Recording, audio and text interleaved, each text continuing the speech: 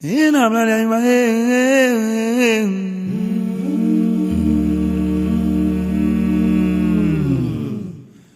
Ode ami manche mamimba.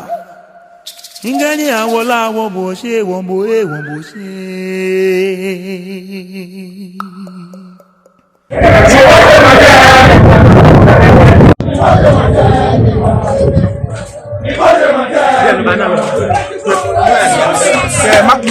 Mimi here.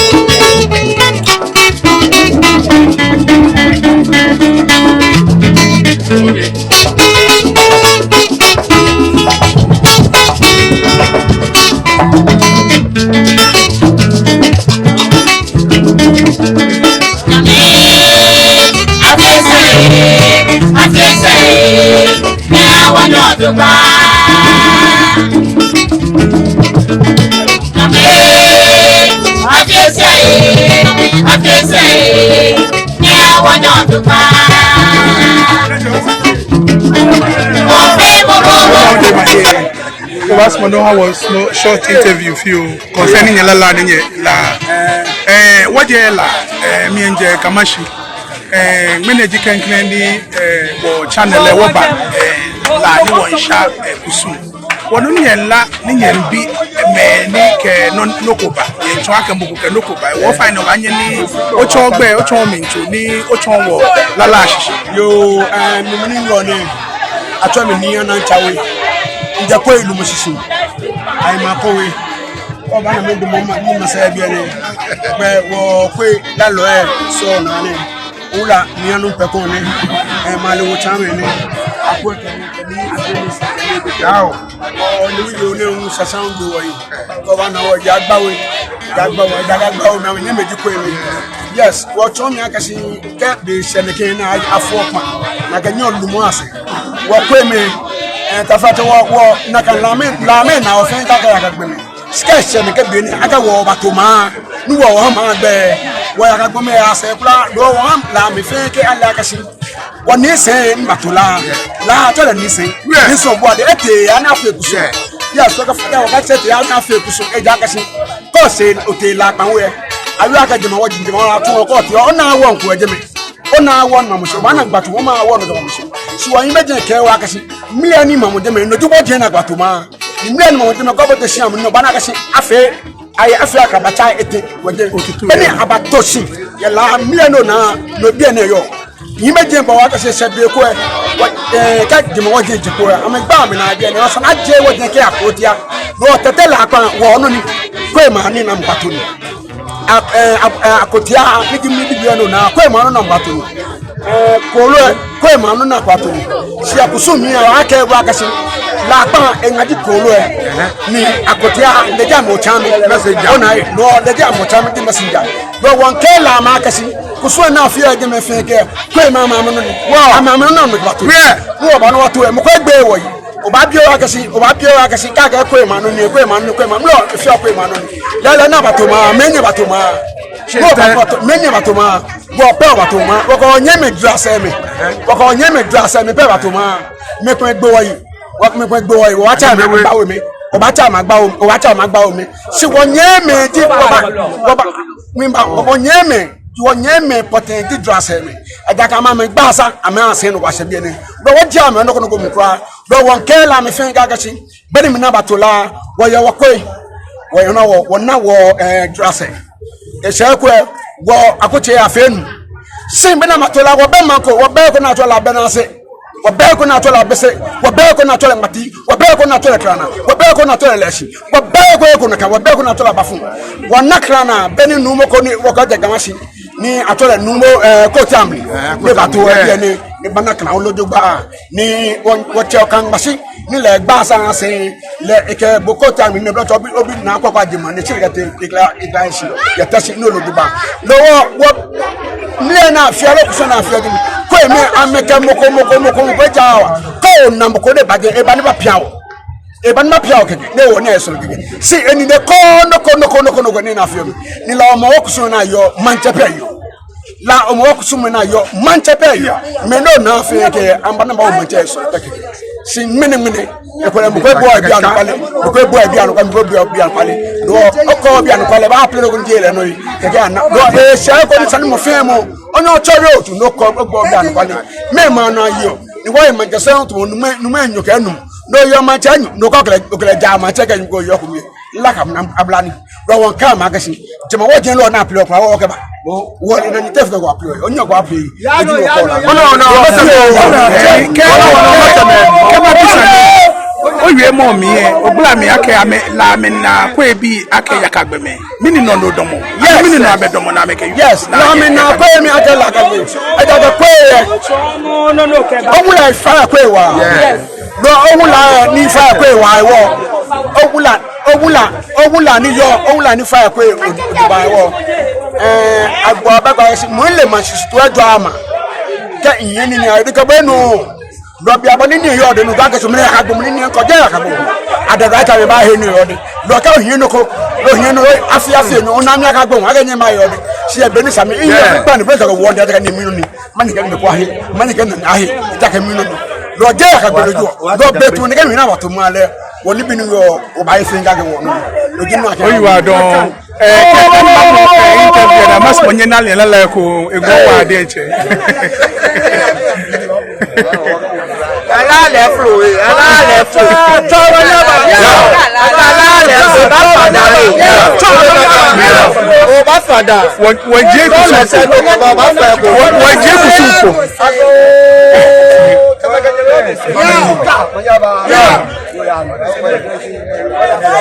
won je nye ku so ko agashi aga wa so no petrol ko so o fa no buto do ba wa bela mo wa ku so o ka mo ko ja ya pa mi la mo wa ku so o ka mo ko ja ni